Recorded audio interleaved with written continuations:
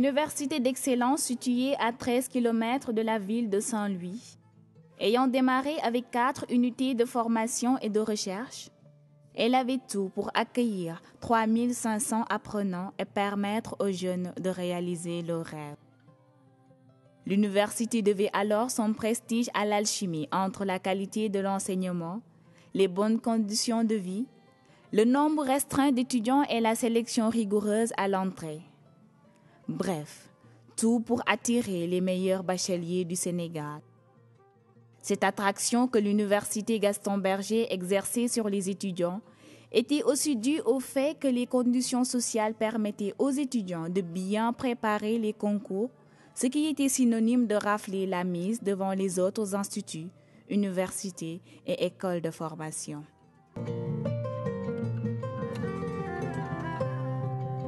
Dans la légende populaire, il est clair qu'on peut considérer l'UGB comme étant un mythe. J'en ai toujours rêvé depuis la seconde. J'ai toujours rêvé de venir ici à l'UGB. Donc l'UGB, comme pour tout élève, c'était un rêve pour moi. D'abord un rêve de rejoindre la meilleure université du Sénégal. Un rêve de venir dans l'université qui était décrite comme étant la plus confortable, entre guillemets, du Sénégal. Depuis l'école primaire, je peux dire. J'ai toujours rêvé de venir étudier ici à l'université Gaston Berger de Saint-Louis, université d'excellence. Quand j'étais en classe de terminale, à chaque fois je disais à mes parents que je voulais aller à l'université Gaston Berger. Et à l'université, ça n'a jamais été mon rêve. Mais à chaque fois je me disais que si une fois je devais aller à l'université, ce serait sûrement l'université Gaston Berger. L'université Gaston Berger, à mes tout débuts, c'était un rêve pour moi de venir dans cette université. Avant d'accéder à l'université, on se disait tous que l'université Gaston Berger, à moins d'avoir une préinscription pour aller en France, on choisissait tous l'université Gaston Berger. Le fil du temps si récent nous paraît aujourd'hui bien lointaine. Le changement brutal qu'a subi cette université est à l'endroit de sa communauté lourd de conséquences.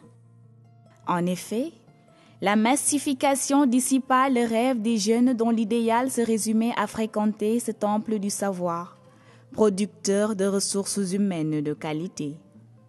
Le constat est amer. En peu de temps, le nombre d'étudiants a presque quadruplé. La réalité est dure, mais disons-le tel quel. L'université Gaston Berger n'est plus ce qu'elle était. L'excellence a raté le virage de la montée en puissance et une décadence se fait apercevoir. Comparé à l'UCAD, on pensait que les conditions sociales étaient réunies pour qu'une formation puisse s'y effectuer dans les manières les plus concordantes. Mais à l'arrivée, on se rend compte que ce n'est pas carrément une réalité positive. Je ne me suis jamais imaginé aller à Dakar, faire la queue pour entrer dans les toilettes, faire la queue pour aller au resto. Donc, en général, je pensais que tous ces trucs-là, ça n'existait pas ici, à l'université Gaston Berger. Une fois à l'UGB, on a vu qu'un peu le mythe, le rêve, l'excellence un peu s'est effondré. À cause de quoi? À cause des difficiles conditions sociales que l'on vit. Personnellement, ça m'a fait un peu mal parce que j'ai refusé une bourse pour aller au Maroc, pour venir à l'UGB. Parce que je pensais que ce qu'une université marocaine pouvait m'offrir, peut-être bien qu'une université sénégalaise pouvait m'offrir aussi la même chose, à savoir l'université Gaston Berger de Saint-Louis. Du point de vue pédagogique, peut-être que ça va mieux, mais du point de vue social, c'est catastrophique. Vraiment, avec la massification, l'université qui devrait accueillir, je pense, 2865 étudiants, qui vient en accueillir plus de 7000. Quand je suis venue, force est de reconnaître que je suis très déçue, franchement. Du côté de l'hébergement, du côté de la restauration et tout ce qui va avec. Déjà, il y avait une certaine image, une certaine promotion qu'on faisait de l'université. On disait que c'était une université d'excellence. Et franchement, c'était quelque chose qui m'attirait beaucoup parce que je me suis toujours dit que je rêvais de travailler dans ce genre de conditions pour pouvoir demain être utile à mon pays. Mais quand je suis venue dans cette université, la réalité a été tout autre. J'ai franchement été déçue sur certains points, concernant d'abord l'hébergement, ensuite la restauration, tout ce qui concerne, tout ce qui tourne autour de la vie sociale, éducative, pédagogique aussi, et l'animation de façon générale, ça m'a un peu déçue.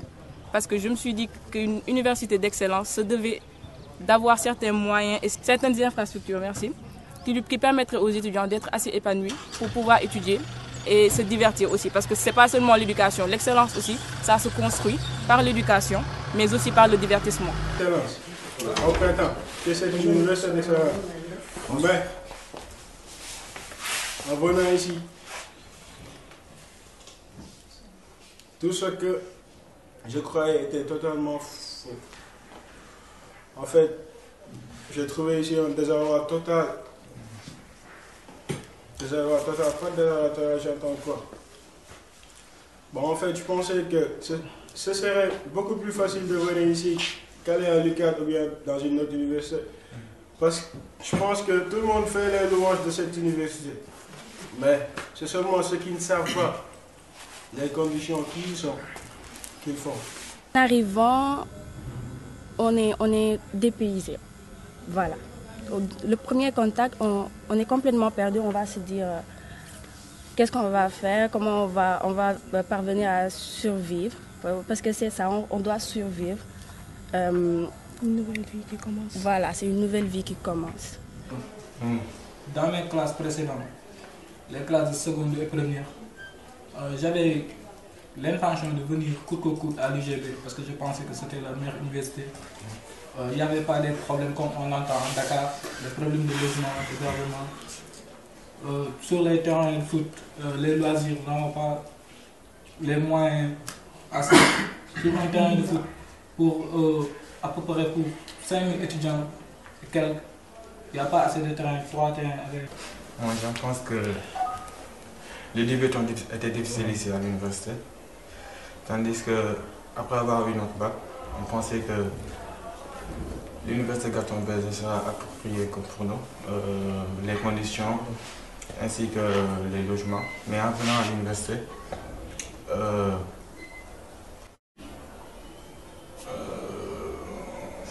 on s'est, comment dire, on dirait même que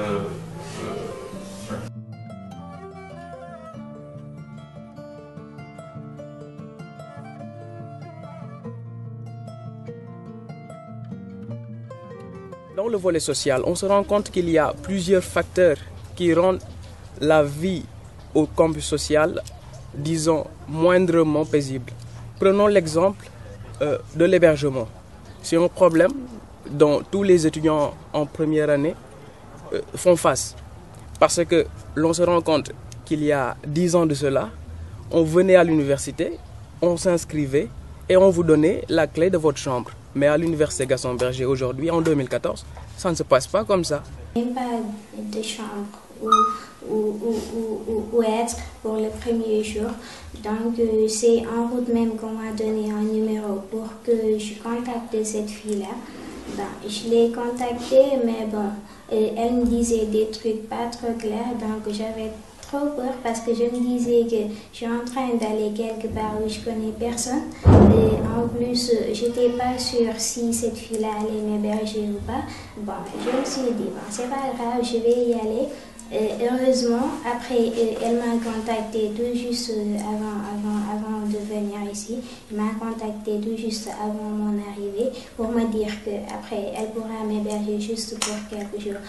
Tout ça juste pour vous dire que j'ai eu des problèmes, de gros problèmes d'hébergement même. Il faut trouver un logement parce que là où se situe l'université, c'est un peu loin de la ville. Même si on a de la famille là-bas, on ne va pas pouvoir faire la navette tous les jours entre l'université, la ville. Déjà, on va être fatigué, on ne va pas pouvoir se concentrer. Et quand on vient ici, déjà au niveau de l'hébergement, c'est tout un problème pour trouver un hébergement. Parce qu'on vient en première année, on est sûr qu'on n'aura pas une chambre. On n'aura pas une chambre, c'est sûr et certain. On est obligé de trouver des anciens qui pourront nous héberger. Et ça, c'est tout un tout autre problème. Ce n'est pas évident pour tout le monde. Ce à quoi je m'attendais, c'est tout d'abord la disponibilité quant à l'hébergement. Et ce que j'ai trouvé ici, c'était qu'il y a pas mal de problèmes à ce niveau. Parce qu'il n'y a pas assez de chambres et la masse estudiantine est supérieure. Il y a plus de demandes que d'offres. Donc, il y a un problème à ce niveau, quoi, parce que déjà, même pour ce qui est de la disponibilité des matelas et tout, c'est déjà un problème parce qu'il y a une masse. Tout au début, je devais partager mon lit avec une copine qui n'avait pas une personne avec qui partager sa chambre. Elle devait être avec moi, mais c'était difficile quand même de dormir à deux sur un petit lit. Mais quand même, on devait se supporter pour s'entraider parce qu'on était ensemble au lycée. Quand même, les conditions sont difficiles, mais on était obligé de l'accepter vu qu'on n'avait pas le choix. Quand je suis du côté de l'hébergement, par exemple, moi je suis en 3e année et comme vous voyez, c'est toujours à la salle d'études. Je n'ai pas pu trouver de chambre. À chaque fois, quand je vais à la division des hébergements, il me dit d'attendre. Mais j'ai tout fait pour venir ici, en faisant même mon concours à l'UFR7. Mais, vous voyez, on n'a même pas où dormir. On pensait qu'en venant ici, on aura des chambres minimum à 2 personnes. Mais maintenant, on est à 15 personnes dans une salle d'études. Dans une salle d'études, ou bien même parfois on transforme des salles de télé pour donner à certains camarades ou bien. Il m'a fallu 1 mois pour trouver un logement. 1 mois. Et quel logement? Un logement où je suis obligé peut-être de le partager avec 3 autres étudiants. On ne partage pas les mêmes heures pour réviser. Chacun a son heure pour apprendre. Des fois, tu as un cours à 8 heures, l'autre a un cours à 12 heures. Il en profite pour faire ses révisions la nuit. Or, toi, tu dois avoir un certain temps pour pouvoir dormir. Donc, c'est un peu difficile de cohabiter avec beaucoup d'étudiants. Mais ici, dans les salles d'études là, durant les périodes de chaleur là, il fait excessivement chaud ici. Qu'on est obligé de se coucher, de passer la nuit dans les couloirs quoi. Vraiment, c'est désolant quoi. On t'oriente à l'UGB. Facilement, tu peux avoir des chambres. Bon. Arrivé là, vraiment, c'est le cas contraire. Parce que des fois même nos amis nous taquinent en nous disant que vous êtes dans la salle d'études. La nuit, vous vous couchez comme dans un cimetière. Un de nos amis nous taquine toujours en nous balançant ses paroles. Et vraiment, c'est désolant. C'est désolant. Mais le réel problème de l'UGB, c'est l'hébergement. C'est la seule chose qui pourrait tracasser mentalement. Parce que des fois, on a besoin... Bon, je vais donner mon propre exemple. Parce qu'en fait, je ne peux pas étudier à l'UFR. Du fait que lorsque j'apprends ma leçon, je parle à haute voix. Raison pour laquelle je ne peux pas y aller pour déranger les camarades qui sont là. D'habitude, je préfère rester ici, mais vu les conditions qui sont là, je pense pas que c'est la meilleure idée que je puisse prendre. En fait, avec un camarade qui était en Égypte, en fait, il a eu son crédit. En entendant ces étudiants, vous l'aurez compris. Rien que trouver un hébergement au sein du campus social relève aujourd'hui d'un véritable parcours du combattant pour les étudiants en licence 3 et en licence 2. C'est d'ailleurs impossible en 2015 d'y penser pour les étudiants en licence 1. Ce problème d'hébergement, les étudiants y font face grâce à une solidarité sans faille. Certains consentent à renoncer à l'usage des salles d'études et des salles télé pour que leurs camarades puissent y loger. D'autres partagent leurs poches avec 1, 2 ou encore 3 nouveaux venus. Ce qui a pour conséquence immédiate une promiscuité qui n'est point favorable à une bonne hygiène de vie, avec un ratio de 6 étudiants, voire plus, pour une salle d'eau.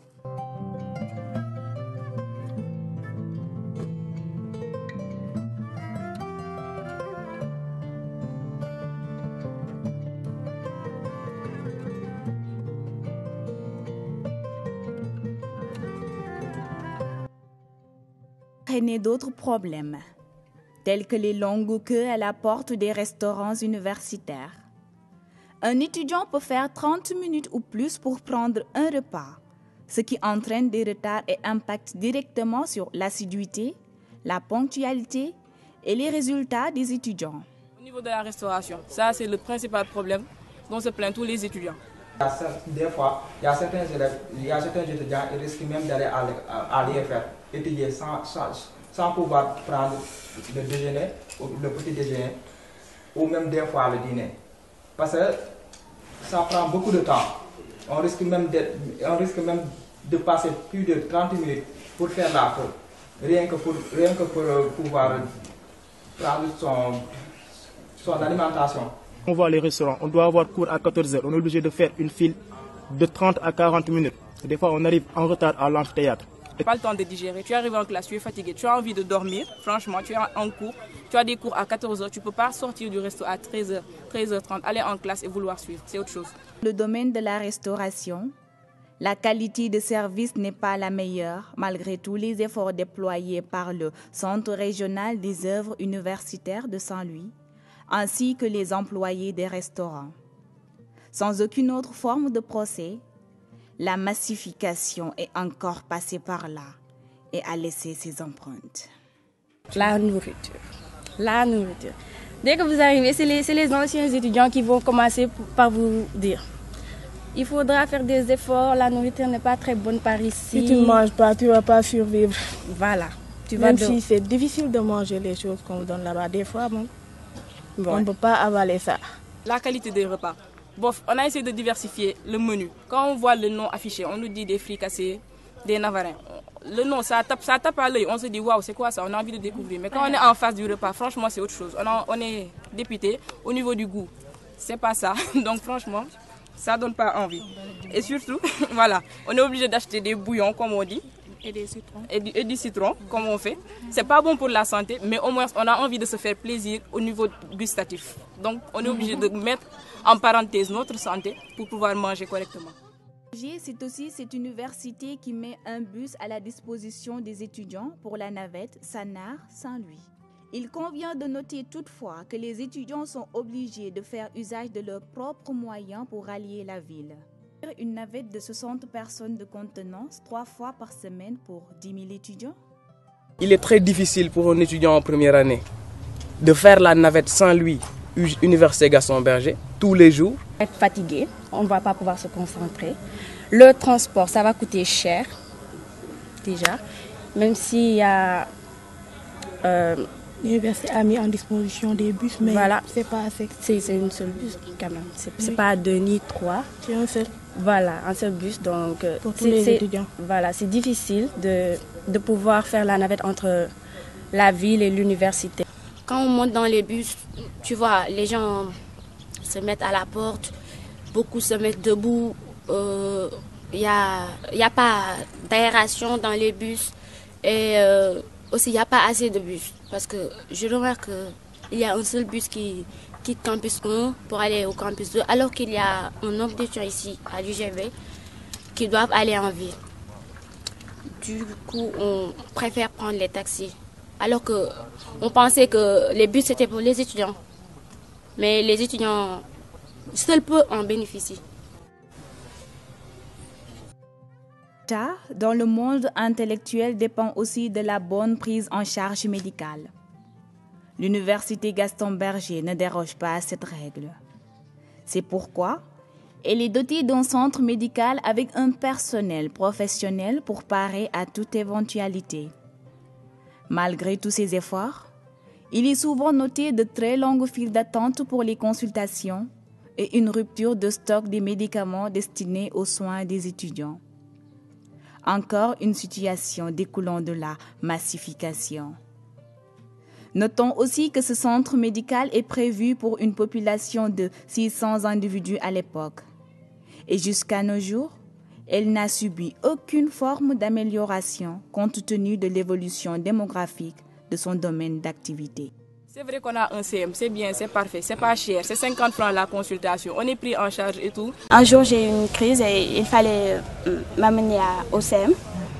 Donc comme il y avait une seule ambulance, j'ai dû attendre très longtemps avant d'être évacuée.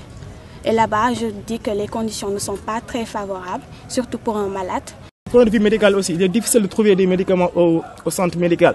N'importe quelle maladie, surtout toutes les maladies au monde, il n'y a qu'un seul médicament à au centre médical, c'est le paracétamol. Si tu as un maux de ventre, paracétamol. Maux de tête, paracétamol. Maux de dos, paracétamol.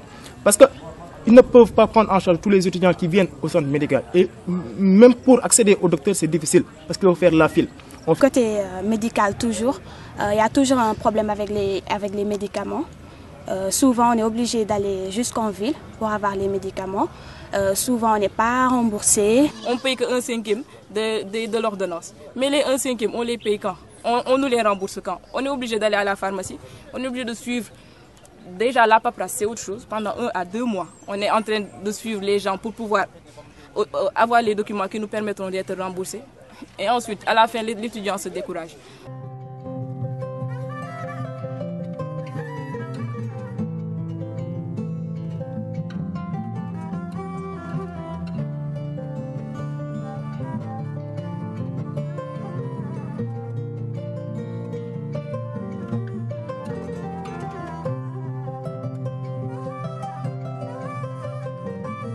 C'est en train de faire des efforts. Je l'ai déjà dit, on le reconnaît, mais ce n'est pas suffisant. Il faut encore y aller, il faut encore faire des efforts, il faut encore mettre le paquet pour qu'on ait tout ce qui... Le strict minimum, on va dire. On ne demande pas la lune, oui, voilà, le strict minimum. Il faut qu'on ait le strict minimum pour pouvoir évoluer comme il le faut.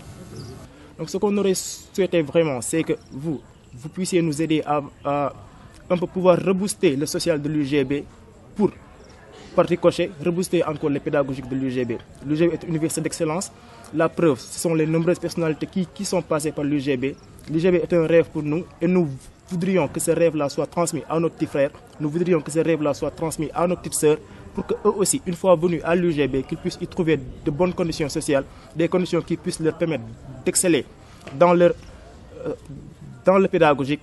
Et c'est excellemment dans le pédagogique qui pourrait peut-être nous éviter le fait que les étudiants choisissent de partir à l'étranger, dans le Maghreb, dans l'Occident, peut-être en Europe ou en Amérique, et de rester au Sénégal, comme moi j'ai fait ce choix-là.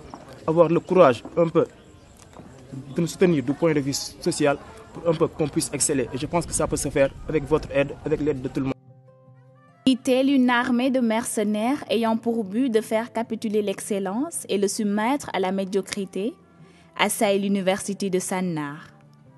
Les étudiants s'accrochent, ne pleurent pas et ne gémissent point. Peut-être que la détermination et l'engagement de la commission sociale et l'espoir qu'une fois que les anciens de Sannar seront au courant du mal qui gangrène le temple qui les a forgés, se joindront à la lutte pour raviver l'étendard de l'excellence et l'unique rempart derrière lequel ils tiennent le flambeau de l'excellence et continuent d'avoir foi en l'UGB. Oui, la foi que l'excellence restera intacte. Peut-être que dans 2 ou 10 ans, dirons-nous, il était une fois, l'excellence prévalut grâce aux anciens. Il était une fois, l'université Gaston Berger.